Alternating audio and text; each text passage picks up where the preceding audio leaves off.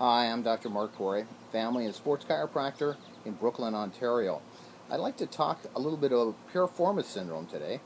Now, most of you have not heard of Piriformis Syndrome, but I'm sure that you've all heard of sciatica.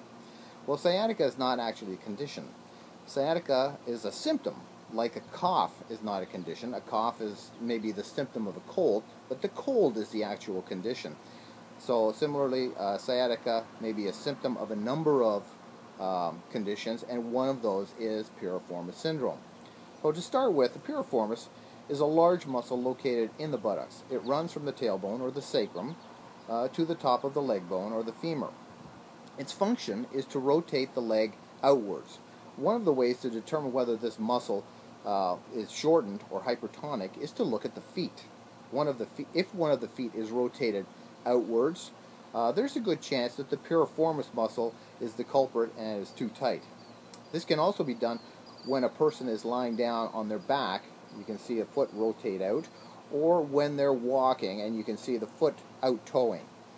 This is also, the out-toeing is also a sign of tight piriformis muscle.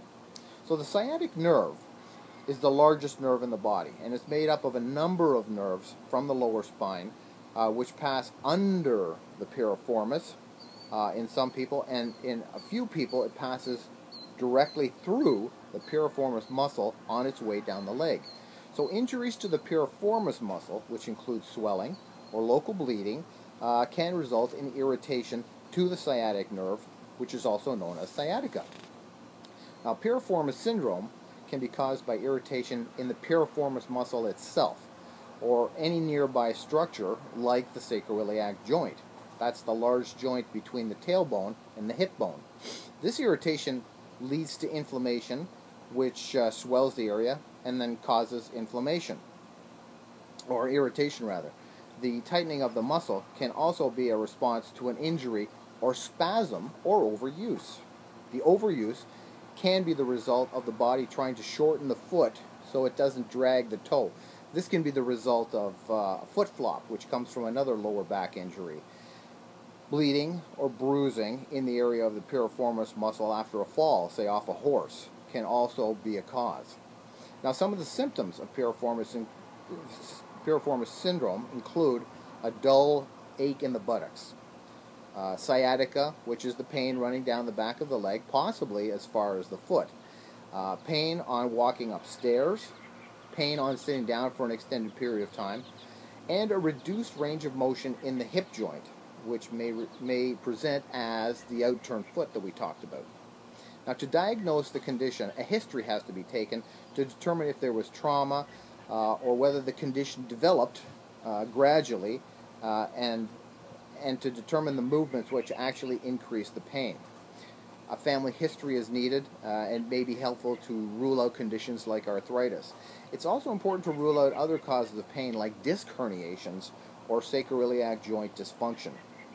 A physical examination must then be done, which will check joint motion, other painful locations, whether they're above or below that area, reflexes to make sure there are no neurological implications, specific muscle strengthening, and swelling and tenderness in that area or other areas.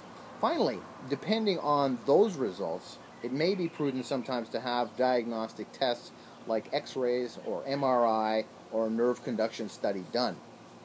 Now, once we've come to the conclusion that this is in fact piriformis syndrome, here are the things that a chiropractor will do to correct the problem. 1. Cryotherapy or ice to minimize bleeding or inflammation. 2. If there is a local bleed, which is stabilized, ultrasound can be used to speed the removal of that blood. 3.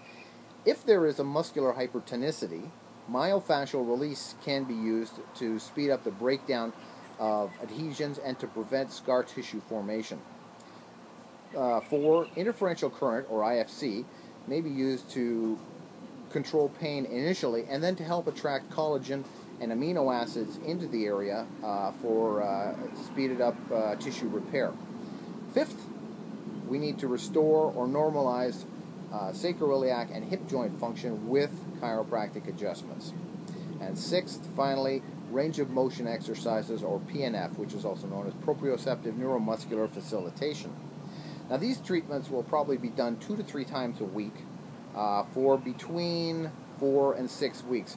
Now depending on the chronicity of the problem, it's likely to take anywhere from 8 to 18 treatments in and about that area. This treatment will likely be supplemented with some exercises that you can do at home. For example, lying on your back with your knees bent and your both feet on the ground.